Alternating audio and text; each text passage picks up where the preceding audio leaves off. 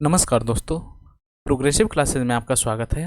जैसा कि आप सभी जानते होंगे 68 बीपीएससी का मेंस होने वाला है और इसमें एक सब्जेक्ट जोड़ा गया है, वो है निबंध।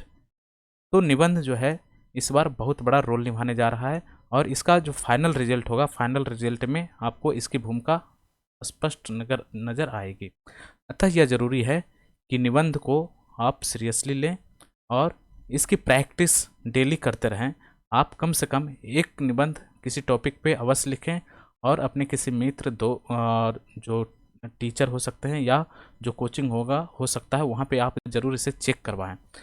इससे क्या है कि आप उसमें क्या है, निबंध में एक सुधार होता जाएगा और एक कॉन्फिडेंट आता जाएगा जो आपको एग्ज़ाम में काफ़ी हेल्पफुल होगा। तो इसी को ध्यान में रखते हुए हमने निबंध का एक सेक्शन शुरू किया है और जिसमें आज जो पहला टॉपिक होगा हमारा वो है G20 को लेकर के।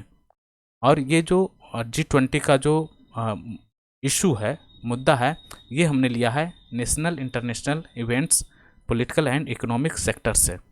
अब शुरुआत करने से पहले एक बेसिक चीज़ हमें पता होनी चाहिए कि निबंध कैसा होना चाहिए और निबंध के माध्यम से एग्जामिनर आपसे क्या उम्मीद करता है और निबंध की शर्तें क्या है, एक अच्छी निबंध कैसी होनी चाहिए। तो इन सभी बातों पे हम थोड़ी सी चर्चा कर लेते हैं।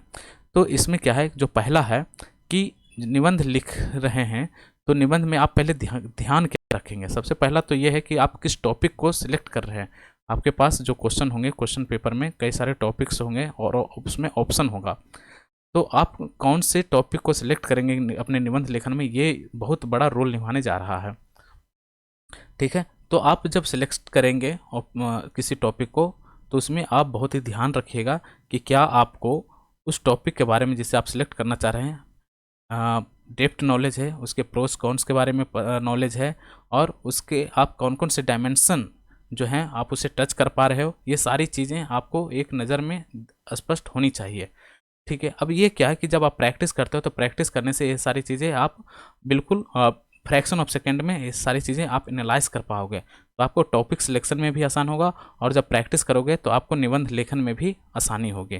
ठीक है, तो टॉपिक सिलेक्शन ये इस पर आप ज़रूर ध्यान रखिएगा, ये बहुत बड़ा रोल निभाने जा रहा है आपके निबंध लेखन में। ठीक है, इसके अलावा जो चीज़ है, निबंध जो लेखन होता है तो निबंध कैसा होना चाहिए, एक अच्छा निबंध कैसा हो सकता है। तो एक अच्छा निबंध वही हो सकता है, जैसे मान लिया आप किसी को कोई स्टोरी सुनाते हो तो जो श्रोता होता है वो कितना इंटरेस्ट से आपकी स्टोरी को सुन रहा है। यदि स्टोरी में आपके दम नहीं रहेगा तो वो ध्यान नहीं देगा और आपको आपकी जो स्टोरी होगी वो बिल्कुल कम अंक वाली स्टोरी मानी जाएगी। लेकिन कुछ ऐसी स्टोरियाँ होगी जो जिसपे जो श्रोता होते हैं काफ़ी ध्यान देते हैं और उसमें इंटरेस्ट लेते हैं। तो यही सारी चीज़ें इसमें भी हो रही। जो आपकी जो निबंध होंगे, जो एसे होंगे, एसे को आप कितना आप इफ़ेक्टिव बना पाते हो ये मायने रखता है। आप अर्थात जो एग्जामिनर है, एग्जामिनर्स को आप अपने निबंध के माध्यम से कितना बांध रखते हो, कितना बांध के रखते हो, आप कहाँ मतलब लास्ट तक पढ़ने के लिए उससे बाध्य कर पाते हो या नहीं, ये बहुत बड़ा रोल निभाने जा रहा है निबंध लेखन में। ठीक है, तो ये सारी चीज़ें हैं जो आप पे को ध्यान रखने की ज़रूरत पड़ती है। दूसरा, जब आप मान लिया आपने एक टॉपिक सिलेक्शन कर लिया और निबंध लेखन शुरू किया तो आपकी प्रस्तावना में क्या चीज़ें होनी चाहिए। तो प्रस्तावना में वो सारी चीज़ें होनी चाहिए जो आप आगे बताने जा रहे हो और जो टॉपिक का जो थीम है, थीम के बारे में यहाँ पे स्पष्ट होनी चाहिए। ठीक है, और अब इसकी शुरुआत कैसे करोगे, तो शुरुआत आप इस तरह से कर सकते हो कि मान लिया कोई लोकोक्ति हो गया, मुहावरा हो गया, या कोई फैक्ट्स हो गया, कोई डाटा हो गया, या कोई कोटेशन स्टेटमेंट्स किसी के हो सकते हैं, या हिस्टोरिकल बैकग्राउंड हो सकता है। ये सारी चीज़ें आप इंट्रोडक्शन में देके आप शुरुआत कर सकते हो। ठीक है, उसके बाद जब आप आगे बढ़े होगे इंट्रोडक्शन से तो उसमें क्या होगा कि आपकी जो थेसिस है, अर्थात जो बॉडी पार्ट बनेगा, वो टॉपिक का थेसिस पूरा तैयार करेगा। उसमें आपकी सारी चीज़ें आएगी, सारे डायमेंशन आएंगे, ये सारी चीज़ें होंगी। उसके बाद जब आप लिख रहे हो तो एक नज़र आप पीछे देखना कि आपने जो लिखा है वो सही डायरेक्शन में आप जहाँ ले जाना चाह रहे हो वो सही जा रहा है या नहीं। तो आपको एक फ्रेमिंग होना चाहिए निबंध के बारे में कि आपका जो निबंध का जो डायमेंशन होगा उसकी फ्रेम कैसी होगी, उसकी संरचना कैसी होगी। तो इसे आप एक बार ध्यान रखिएगा और स्ट्रक्चर के निर्माण में आप इसको ज़रूर ध्यान रखिएगा निबंध लेखन में, ठीक है। और उसके बाद क्या है कि शब्दों का जो रिवीजन होता है, शब्दों के रिवीजन से थोड़ा बचने का प्रयास कीजिएगा। उससे क्या है कि एक ख़राब मैसेज जाता है एग्जामिनर्स के माइंड में, ठीक है। और चेक एंड रिवाइज करते रहना है एक बार कि हाँ ये हमने जो लिखा है वो सही जा रहा है, हमारा जो डायरेक्शन है वो सही है, हमारा जो स्ट्रक्चर और फ्रेमिंग है वो सही है, हम जो बताना चाह रहे थे। और जो क्वेश्चन, अब बार बार क्वेश्चन को एक बार देखिए कि क्वेश्चन में क्या कर रहा था, उस क्वेश्चन की डिमांड को हम मीट कर पा रहे हैं या नहीं कर पा रहे हैं। तो ये सारी जो शर्तें हैं निबंध लेखन के लिए आवश्यक है और इस बात का ध्यान रखिएगा। अब देखिए अभी ये हमारा निबंध लेखन का जो है टॉपिक, ये हमने लिया है G20 का।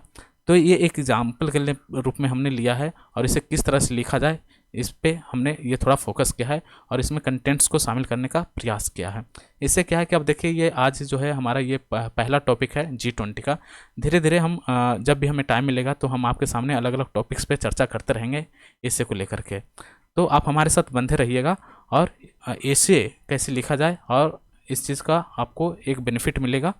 तो बात करते हैं G20 जो चेयरमैनशिप मिला है भारत को, तो ये एक बहुत ही इम्पोर्टेंट टॉपिक होने जा रहा है इस बार के निबंध लेखन में। G20 chairman personship of G20 India ready to show direction to the world. Bharat को आप जानते हैं 2023 की G20 की अध्यक्षता मिला है और इसके कारण भारत आप जानते हैं एक उभरती हुई और एक बहुत बड़ी मार्केट वाली इकोनॉमी है और भारत के स्टेटमेंट जो होते हैं आज विश्व में मायने रखते हैं। तो G20 उस तरह से क्या एक प्लेटफॉर्म के रूप में कार्य कर सकता है, जैसे आज के समय में वैश्विक समस्याएं अनेक घिरी हुई हैं, विश्व में अनेक तरह की समस्याएं घिरी हुई है, जैसे रशिया यूक्रेन वार हो गया, इकोनॉमिक क्राइसिस हो गया, तो ऐसे सारे मुद्दे हैं। तो इसमें क्या G20 एक महत्वपूर्ण रोल निभा सकता है और ये कितना रोल निभा सकता है, ये सारी डायमेंशंस पे आपको टच करते हुए आगे बढ़ना है। क्योंकि जो हमारा G20 चेयरमैनशिप है G20 का, उसमें क्या है कि ready to show direction to the world. तो हमको जो ready to show direction to the world है, इस थीम पे हमें ध्यान देना पड़ेगा कि वर्ल्ड को क्या डायरेक्शन दे सकता है G20 के माध्यम से भारत। तो हम आगे बढ़ते हैं इसमें और देखते हैं कि इसमें क्या क्या चीज़ें शामिल हैं। तो देखिए सबसे पहले हमने यहाँ पे एम्फेसाइज किया है किस चीज़ को, द कंसेप्ट ऑफ जो वसुधैव कुटुंबकम है। भारत की संस्कृति में ये और हमारे जो कल्चर है, हमारी सभ्यता है, सभ्यता में वसुधैव कुटुंबकम ये हमारा शामिल रहा है और इसी वसुधैव कुटुंबकम की भावना में सबका साथ, सबका विकास और सबका विश्वास जो है नारा ये समाहित है। सबका वसुधैव कुटुंबकम में ये हुआ कि पूरे विश्व हमारा एक परिवार है, हमारा एक कुटुंब है, ठीक है। तो कुटुंब में जैसे जो परिवार होते हैं, परिवार की रक्षा करना हमारा दायित्व होता है, तो उसी तरह से हम विश्व में भी कल्याण की भावना के साथ कार्य कर रहे हैं। तो इस चीज़ को हमने यहाँ पे शामिल किया है।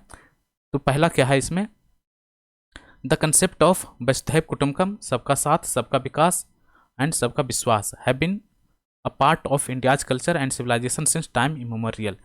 तो ये हमने एक जो हिस्टोरिकल बैकग्राउंड है, कल्चरल बैकग्राउंड है, ये हमने इंट्रोडक्शन में यहाँ पे डाला है।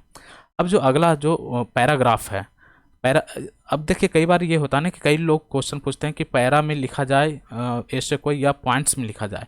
तो देखिए ये बिल्कुल एक स्ट्रिक्ट ऐसा कोई प्रोविज़न नहीं है कि आपको पॉइंट में नहीं लिखनी चाहिए या पैरा में ही लिखनी चाहिए। आप जैसा कंफर्टेबल हो आप उस तरह से लिख सकते हो, लेकिन पैरा जो होता है निबंध लेखन के लिए पैरा अच्छा माना जाता है, तो आप पैरा को आप लिख सकते हो, ठीक है। जनरली माना जाता है कि 1000 शब्द में यदि आपको लिखना है निबंध, तो आप 6 से 10 पैरा में आप इसे लिख सकते हो, ठीक है। तो अब जो हमने ऊपर बताया था वसुधैव कुटुंबकम, सबका साथ सबका विकास, तो इसे हमने यहाँ पे प्रूफ करने का प्रयास किया है कि जैसे अभी अफगानिस्तान क्राइसिस हुआ था और उसके बाद जो कोरोना संकट के बाद हमने जो वैक्सीन चलाई और वैक्सीन फ्रेंडशिप हुआ, वैक्सीन मैत्री हमने चलाया, और इस तरह से हमने ये देखा कि इन सारे जब विश्व में समस्याएं, वैश्विक संकट आए, तो हमने किस तरह से पार्टिसिपेट किया वैश्विक समस्याओं को सोल्व करने में, और ह्यूमैनिटी का जो स्तर है इसे हमने किस तरह से फुलफिल किया है। तो ये अफगानिस्तान क्राइसिस में आपको देखने को मिल गया होगा। और जो खास करके जो वैक्सीन मैत्री जो हमारी चली, इससे क्या है कि विकसित देश हो या विकासशील देश हो, कोई भी हो, वहाँ पे हमने बिना किसी भेदभाव के वैक्सीन को पहुँचाने का कार्य किया। और इससे क्या है कि जो हमारा देश जो है ये सिर्फ हमारा एक क्षेत्र नहीं बल्कि पूरी वसुधा हमारा एक घर है, पूरी वसुधा हमारा एक अपना घर है और उसमें रहने वाले लोग हमारे कुटुंब के समान हैं। तो ये हमने इसके माध्यम से प्रूफ किया। It living in it are, यहाँ पे हमने बताया है कि Vasudha is its own home and the people living in it are like its family और फैमिली। ठीक है, तो ये हमने यहाँ पे प्रूफ किया उस चीज़ को, वसुधैव कुटुंबकम, सबका साथ सबका विश्वास। अब देखिए, जो सबका साथ है, सबका विकास है, सबका विश्वास है, ये सिर्फ हमारी कंट्रीज की सीमाओं में नहीं बंधे हुए हैं, जबकि ये वसुधैव कुटुंबकम की भावना के साथ बंधा हुआ है। ठीक है, आगे देखते हैं इसमें क्या है। In view of these merits of Indian culture and civilization, the group of developed and developing countries G20 has entrusted the chairmanship of this group। देखिए, ये बताया जा रहा है कि जो भारत है G20 ट्रॉयका में शामिल हुआ। अब यहाँ पे G20 चूँकि टॉपिक में था हमारा, तो G20 पे हमारा फोकस होना चाहिए। इसके बारे में हम थोड़ा इंट्रोडक्शन देंगे। G20 क्या है? ठीक है, डेवलपिंग कंट्रीज़ का एक समूह है G20, और इसकी जो बैठकें होती है उसमें से तो 3 कंट्रीज होते हैं जहाँ पे बैठक हो चुकी है, जहाँ बैठक हो रही है और जहाँ बैठक होने वाली है। तो ये तीनों कंट्री मिलकर ट्रॉयका का निर्माण करते हैं। तो भारत जो है 2021 में ट्रॉयका का मेंबर बना और 1 दिसंबर 2022 से मेंबरशिप किसके पास आ गया? भारत के पास आ गया। और ये कब तक रहेगा? 30 नवंबर 2022 तक ये मेंबरशिप भारत के पास रहेगा। ठीक है, तो ये सारी चीज़ें हैं, यहाँ पर हमने G20 के बारे में सारा यहाँ पर बता दिया। अब आगे देखते हैं। India is the largest democracy in the world. अब देखिए, अब G20 का तो हमने यहाँ पे चर्चा कर लिया, अब हम उसके इम्पोर्टेंस पे बढ़ना शुरू कर रहे हैं। ठीक है, कि G20 क्यों इम्पोर्टेंट है और इंडिया के लिए क्या मायने रखता है। तो देखिए, जैसे, और ये विश्व के लिए क्या मायने रखता है, G20 का इंडिया में होना विश्व के लिए क्या मायने रखता है। तो India is the largest democracy in the world. देखिए, अब जो भारत है, भारत एक लार्जेस्ट डेमोक्रेसी है और यहाँ पर विभिन्न पंथ संस्कृति के लोग रहते हैं, उनकी प्रतिनिधि होते हैं लोकतंत्र में, और बहुत ही विविधता है, डाइवर्सिटी है, सौहार्द है, सह-अस्तित्व है। ये सारी चीज़ें हमारी इस विरासत में शामिल हैं। तो भारत जो है G20 की जो अध्यक्षता हुई है उसका थीम इसी भावना के साथ रखा है, और G20 के लोगों में भारत के राष्ट्रीय पुष्प जो हैं कमल, लोटस को भी इसमें शामिल किया गया है। अब लोटस को जो शामिल किया गया है, ये किस चीज़ का प्रतीक है? ये लोटस जो है कठिन समय में भी, आप जानते हैं लोटस जो है कीचड़ में उगता है, अर्थात कठिन समय, कठिन परिस्थितियों में उगता है, और इसकी पूरे वातावरण में एक सुगंध फैलाता है और एक सुंदरता प्रदान करता है। और जो कमल होता है वो काफ़ी लचीलापन भी उसके पास होता है। तो कठोर वातावरण में उगते हुए भी एक लचीलापन और एक जो सुंदरता है वो कमल का प्रतीक है। और कमल पे जो देवी लक्ष्मी है, धन की देवी, वो भी विराजमान होती है। तो ये सारी चीज़ें भी हैं, तो इसके बारे में भी आप थोड़ा चर्चा कर सकते हो कि लोटस को हमने यहाँ पे स्थान दिया है। ठीक है, the globe in the logo is the symbol of earth. और जो ग्लोब है, हमने ग्लोब को जो है उसे भी शामिल किया है इस लोगो में, जो भारत के पृथ्वी के हितैषी, मतलब क्या बोल रहा है, विच सिग्निफिकेंस इंडियाज अर्थ फ्रेंडली अप्रोच। अर्थ फ्रेंडली अप्रोच, इसका मतलब यह है कि जो अर्थ को सेव करने में भारत का जो अप्रोच है उसके बारे में प्रदर्शित कर रहा है। जो हमारा कल्चर है वही अर्थ को माता मानती है और उसके संरक्षण की बात करती है। यहाँ पे जल, मृदा, वनस्पति सभी का आदर और सम्मान है और वो पूजनीय है। ठीक है, तो ये सैम्बल के रूप में हमें रखा है। और जो बहुत सारे मीटिंग्स होते हैं पर्यावरण को लेकर के, COP26 हो गया, 27 हो गया, और बहुत सारे मुद्दे क्लाइमेट चेंज को लेकर के ये सारी चीज़ें आ रही है। तो इस लोगों के माध्यम से हमने ये बताने का प्रयास किया, जो क्लाइमेट चेंज है एक बहुत बड़ा मुद्दा है और हम इसके प्रति कंसर्न है और ये हमारे कल्चर का पार्ट है। ठीक है, तो ये भी चीज़ यहाँ पर देखने को मिल रही है। तो हमने इस चीज़ों को इसमें यहाँ पे शामिल किया है। G20 के बारे में हमने बता दिया, उसके लोगो और उसके थीम के बारे में बता दिया। अब आगे बढ़ते हैं।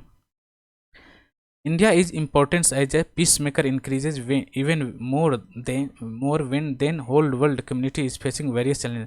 अब बता रहा है कि G20 का जो भारत में सम्मेलन हो रहा है, अब उसकी प्रासंगिकता पर हम आ गए हैं। तो अब इसमें हम देखेंगे कि एक शांति दूत के रूप में, पीस मेकर के रूप में जो भारत का महत्व है और भी अधिक बढ़ जाता है जब जो पूरा विश्व है बहुत सारे चैलेंजेस को फेस कर रहा है। ठीक है, और इसी कारण जो है G20 की तरफ पूरे विश्व की नज़र लगी हुई है, पूरे विश्व की नज़र विश्व G20 के ऊपर लगी हुई है। और अभी जैसे विश्व जो है, पूरा वर्ल्ड जो है अभी कोविड महामारी से निकल कर आया, उसी बीच क्या हो गया, रशिया यूक्रेन क्राइसिस हो गया और इकोनॉमिक क्राइसिस इससे डेवलप हो गई। इससे क्या हुआ कि जो पूरी भू राजनीति थी और इसमें जो तनाव था नाटो के लेकर के, USSR वगैरह, ये सब जो सारी समस्याएं उभर कर आई, ये क्या है उसमें एक आग में घी की तरह काम किया। ठीक है, और जो वर्ल्ड है फिर से एक पोलराइज्ड कंडीशन में पहुंच गया। कोई अब इसमें क्या है कि रशिया के पक्ष में कौन है, यूक्रेन के पक्ष में कौन है, ऐसी सारी चीज़ें निकल कर सामने आ रही हैं। तो वर्ल्ड ऐसा है कि पोलराइज्ड दिख रहा है। ठीक है, और इसके एक अपने जियोपॉलिटिकल महत्व है और इसका एक इम्पोर्टेंस है। तो हमारे जो बहुत सारे मुद्दे थे जैसे क्लाइमेट चेंज के मुद्दे, वो हमारे जो बहुत गंभीर खतरे से जूझ रहे हैं। यहाँ पे रशिया यूक्रेन वार ने इसके जो चर्चा हो रही थी, परिचर्चा चल रही थी क्लाइमेट चेंज को लेकर के, इसमें क्या क्या चीज़ें होनी चाहिए, ये कहीं ना कहीं ये दब कर रह गई। इकोनॉमिक क्राइसिस उभर कर सामने आ गए और जो प्राथमिकताएं हैं, वर्ल्ड की प्राथमिकताएं, वो कहीं ना कहीं संकट में फंसा हुआ दिख रहा है। ठीक है, तो इन सारे मुद्दों को लेकर के G20 किस तरह से उसे समाधान करने में सक्षम हो पाएगा, ये हमारे लिए इम्पोर्टेंट है। आगे बढ़ते हैं। Apart from this global challenges there are also some challenges which India needs to address during its chairmanship. बहुत सारे चैलेंजेस के अलावा और भी चैलेंजेस है जिसे अपने इंडिया को चेयरमैनशिप में एड्रेस करने की ज़रूरत है। India has long been a victim of terrorism and organised crime. Bharat जो है आतंकवाद और संगठित अपराध से पीड़ित रहा है और आतंकवाद को स्पष्ट रूप से परिभाषित करने तथा इसके सभी रूपों पर प्रतिबंध लगाए जाने को लेकर के यूएन में भी प्रस्ताव लाया गया है। ठीक है, इसमें हम आगे देखेंगे। परंतु इस दिशा में अभी तक कोई भी अंतर्राष्ट्रीय मंच पे अपेक्षित जो प्रगति होनी चाहिए वो नहीं हुआ है। डायरेक्शन ऑन इंटरनेशनल प्लेटफॉर्म, कहीं भी कोई चीज़ें अभी निकलकर सामने नहीं आई है। भारत को जलवायु वित्त के संदर्भ में, जो क्लाइमेट फाइनेंस है, उसके संदर्भ में भी अंतर्राष्ट्रीय स्तर पर समान वैचारिक पृष्ठभूमि का निर्माण करने की ज़रूरत है। भारत जो है क्लाइमेट वित्त से संबंधित चर्चाओं पर परिभाषा के बारे में प्रगति को लेकर उत्सुक भी है और भारत का इस संबंध में मत है कि विकासशील देशों के लिए जलवायु वित्त, जो क्लाइमेट फाइनेंस है, उसकी परिभाषा को और स्पष्ट किया जाए।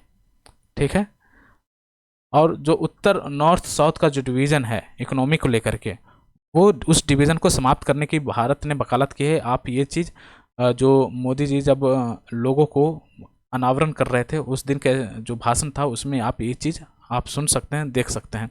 इसके अलावा बहुत सारे चैलेंजेस हैं भारत के लिए सामने भी, जैसे रोहिंग्या इशूज़ है, उसके बाद जो चकमा हंजोंग का इशू है, तिब्बतियन इशू है, बांग्लादेशी शरणार्थी का जो इशू है, ये सब सारे जो मुद्दे हैं भारत खुद उसका सामना कर रहा है।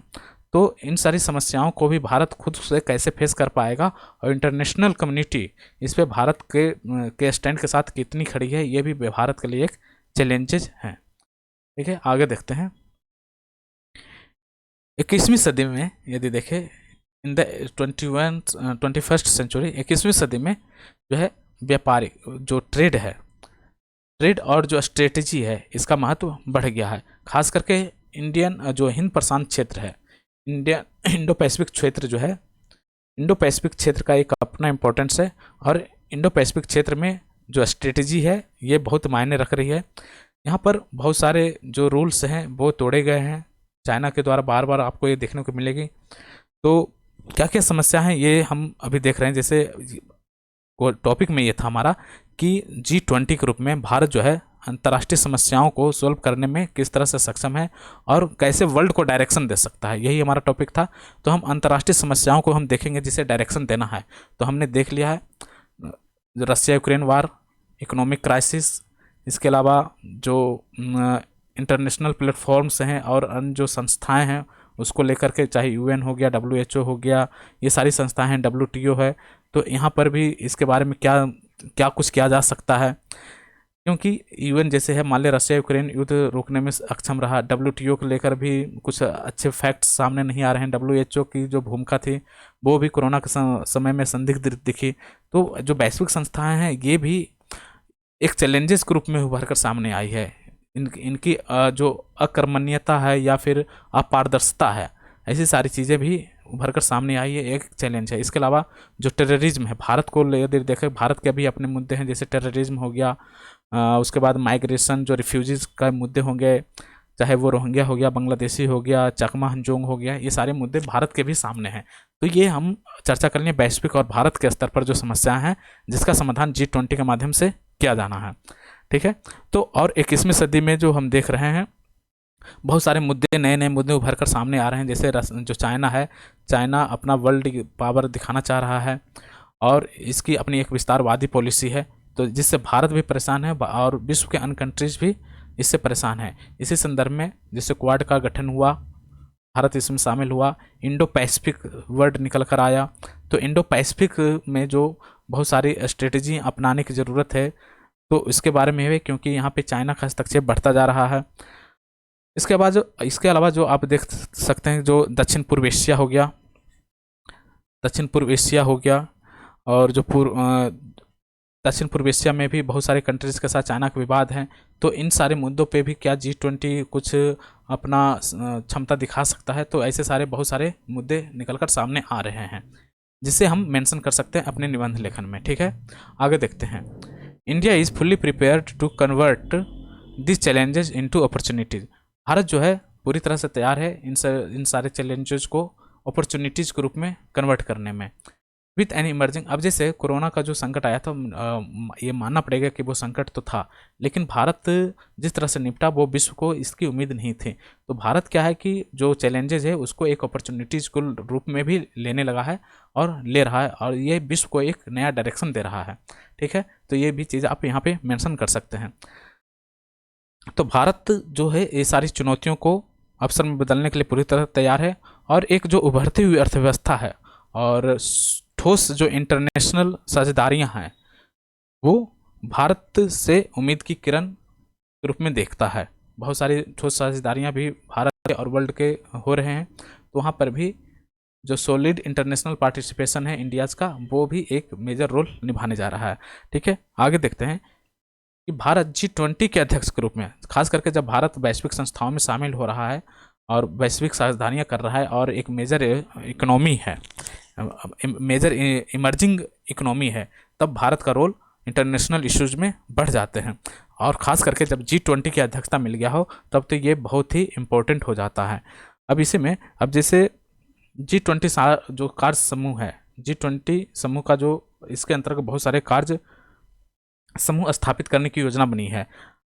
भारत का जो है G20 समूह के अंतर्गत कार्य समूह तो बना ही रहा है, जिसमें बहुत सारे क्षेत्र हैं, जैसे स्वास्थ्य हो गया, हेल्थ हो गया, मतलब हेल्थ मतलब स्वास्थ्य हुआ, एजुकेशन हो गया, एग्रीकल्चर हो गया, ट्रेड हो गया, टूरिज्म हो गया, टेक्नोलॉजी हो गया। ट्रेड, आप इसे TTT बोल सकते हैं, ट्रेड, टूरिज्म और टेक्नोलॉजी।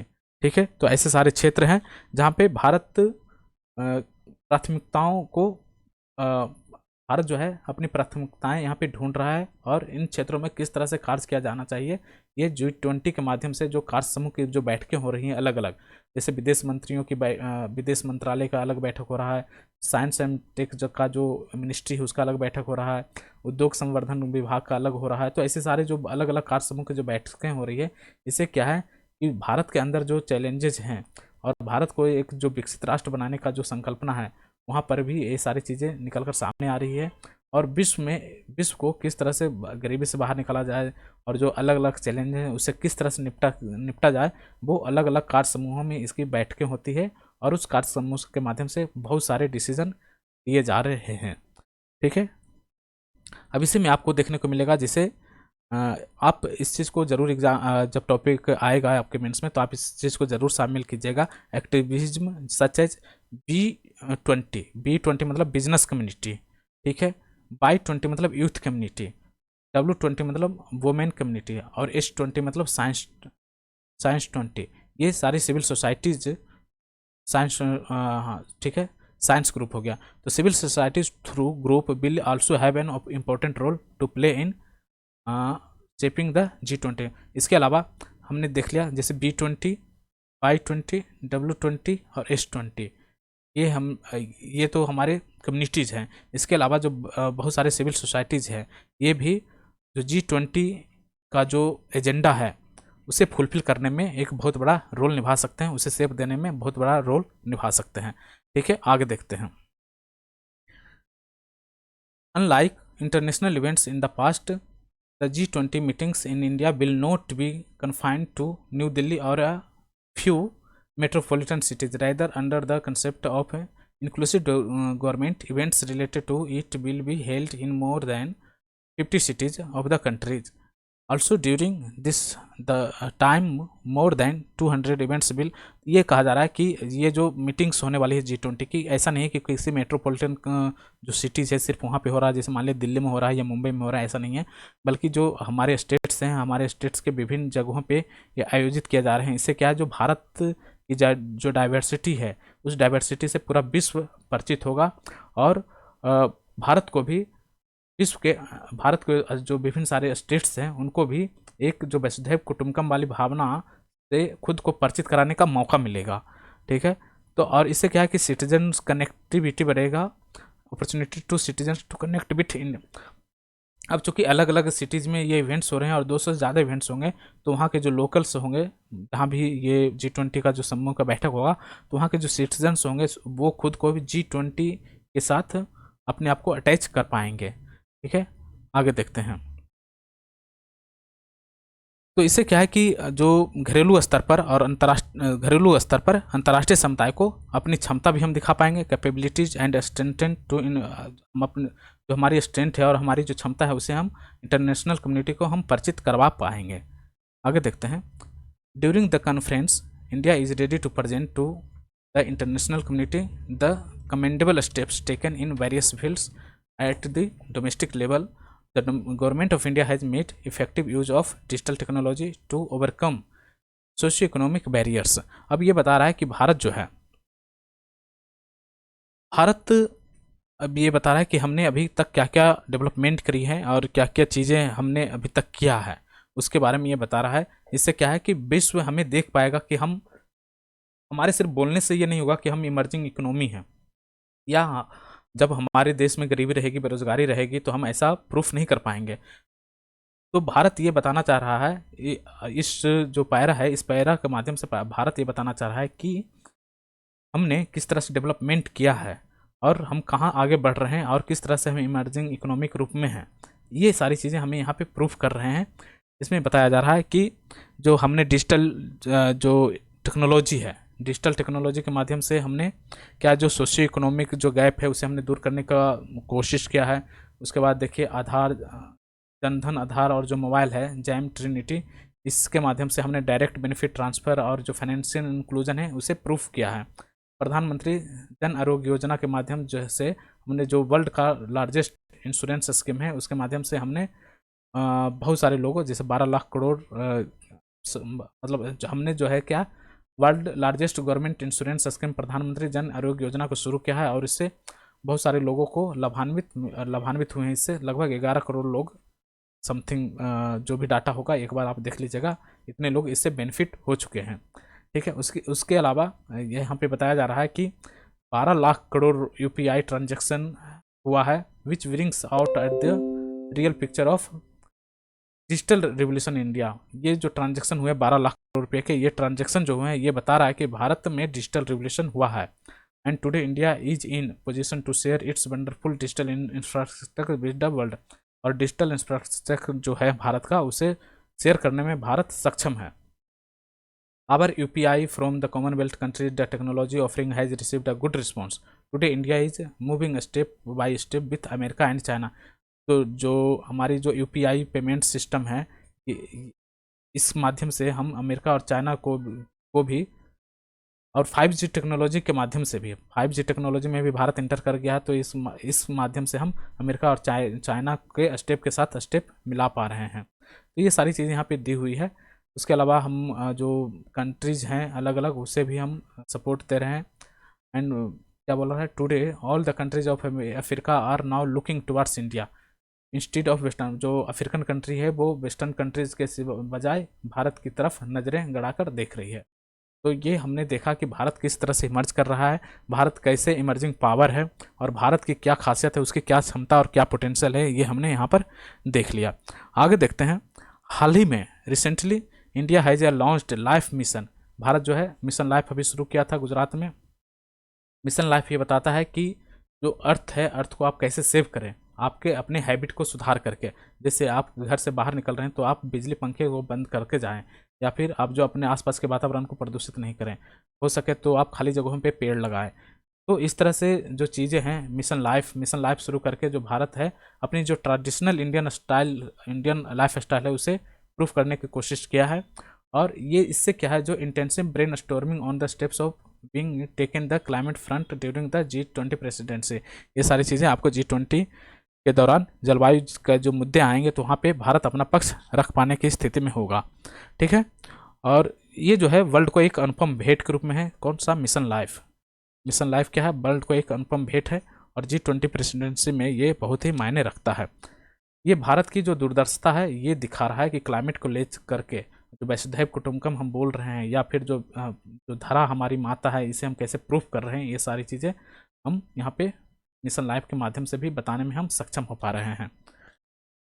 उसके अलावा हम देखते हैं कि be a part of the life style. In the last few years the government of India has taken progressive steps towards women empowerment and has tried to give half of the population to its rightful place. ये बता रहा है कि महिला सशक्तिकरण में भारत ने किस तरह से कदम उठाए और हमने महिलाओं को उनके राइट्स दिए हैं। एंड स्कीम्स लाइक पीएम मुद्रा में जो है have increase the spirit of the entrepreneurship among the women.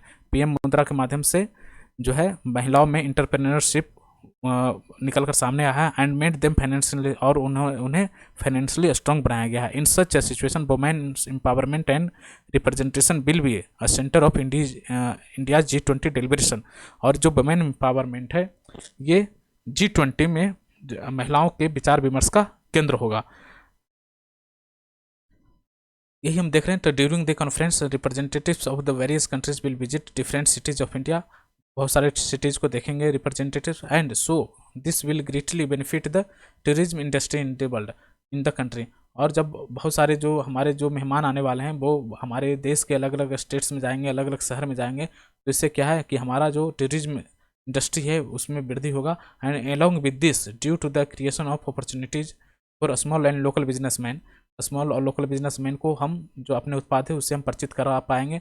तो जो हमारा आत्मनिर्भर भारत का जो कंसेप्ट है एंड लोकल टू वोकल का जो कंसेप्ट है, ये हम इसके माध्यम से हम लोगों को बता पाएंगे, विश्व को बता पाएंगे। तो यहाँ पे G20 के माध्यम से हम जो अलग अलग सिटीज़ में जो सम्मेलन हो रहे हैं उसके माध्यम से हम लोकल टू वोकल को भी हम प्रसारित कर पा रहे हैं। ये हमारे आत्मनिर्भर भारत का जो हमारा लक्ष्य है उसमें योगदान देगा।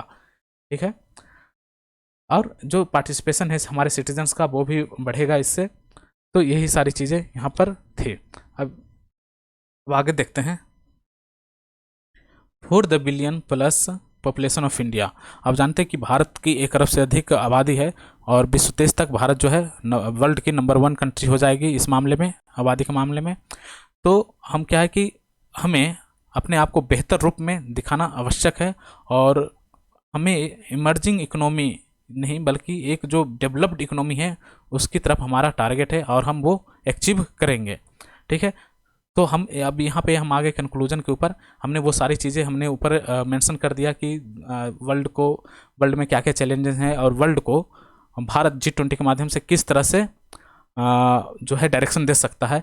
और इसके अलावा हमने ये भी बताया कि भारत कैसे डायरेक्शन दे सकता है, क्या उसके अंदर क्षमता है। तो हाँ, क्षमता है। हमने बहुत सारी चीज़ें दिखाई कि जो हमारा वुमेन एम्पावरमेंट है वो बढ़ा है, हमारी जो इकोनॉमी है वो बढ़ी है, हमने वर्ल्ड को मिशन लाइफ दिया है। ये ऐसी बहुत सारी चीज़ें हमने यहाँ पे ऊपर में चर्चा किया। तो ये हम अपनी क्षमता को यहाँ पे प्रदर्शित कर पाए। ठीक है, अब हम कंक्लूजन की ओर बढ़ते हैं। तो कंक्लूजन में ये है कि हम ये देख रहे हैं कि जो भारत है विश्व तेज तक वर्ल्ड की नंबर 1 कंट्री हो जाएगी पॉपुलेशन के मामले में। और इससे क्या है कि जो हमारे मार्केट का जो पोटेंशियल है वो और बढ़ेगा। और अंतर्राष्ट्रीय समुदाय जो है, अंतर्राष्ट्रीय समुदाय अब जैसे जो हम जो है वर्ल्ड के नंबर 1 पॉपुलेशन कंट्री हो जाएंगे तो हमारा जो पार्टिसिपेशन है वर्ल्ड में पॉपुलेशन के माध्यम से वो हमारा सबसे अधिक होगा। हम एक बड़े मार्केट के रूप में उभरेंगे। मतलब एक हमारे जो है बड़ा मार्केट है और इसके अंदर एक पोटेंशियल है। पोटेंशियल के साथ साथ जो विश्व के साथ हमारे रिश्ते हैं वो बहुत ही इम्पोर्टेंट्स हो जाते हैं और उसका एक अपना एक महत्व है। तो इसी में हम ये देख रहे हैं कि for the billion plus population of India the year 2023 is setting the stage for proving to the golden year in which we have to show our best side of the world. हमें अपने best side को दिखाने की ज़रूरत है और हमारा golden year होना चाहिए।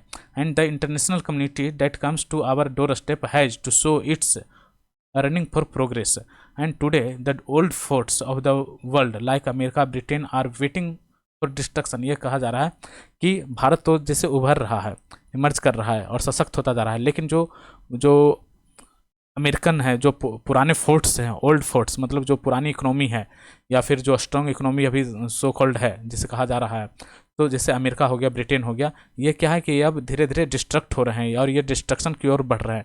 तब ये हमारा रोल जो है और भी बढ़ने वाला है। ठीक है। And the influence of developing countries has increased in the major global forums like.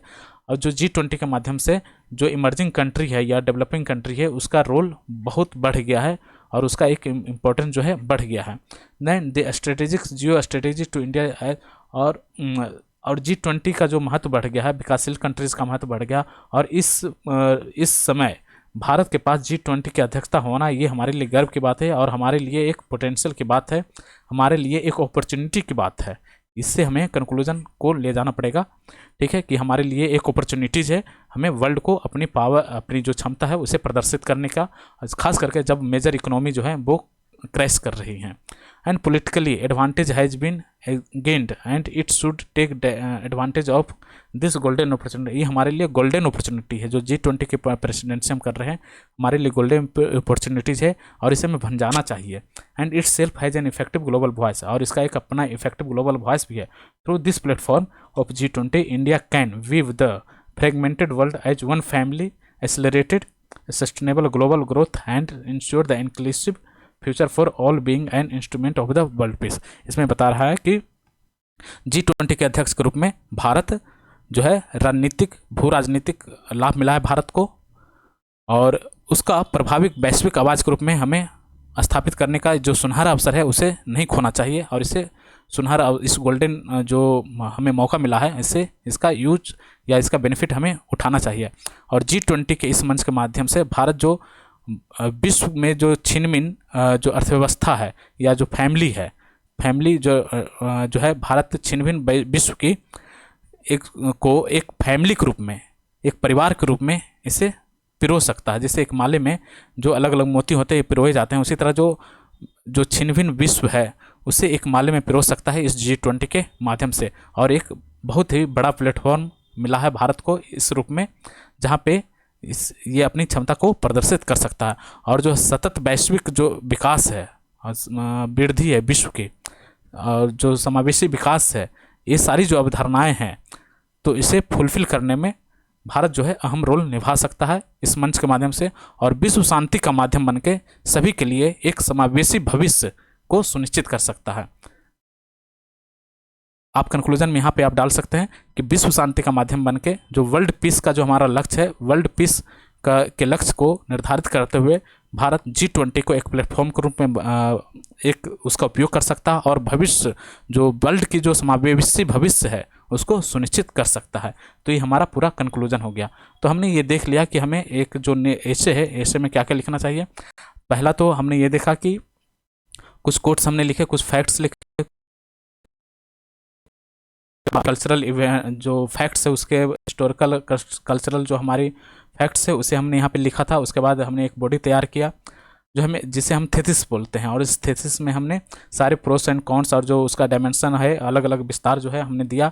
और इसमें हमने ये बताया कि जो भारत किस तरह से वैश्विक समस्याओं का समाधान कर सकता है और इसके अंदर क्या पोटेंशियल है, विश्व की समस्याओं के बारे में हमने बताया और उसके बाद कंक्लूजन पे हम आ गए। तो इस तरह से हमारा एक ऐसे जो है तैयार हो गया। ये ऐसे था हमारा G20 का। अगले हम किसी अलग टॉपिक पे हम फिर से आएंगे। तब तक के लिए धन्यवाद। जय हिंद।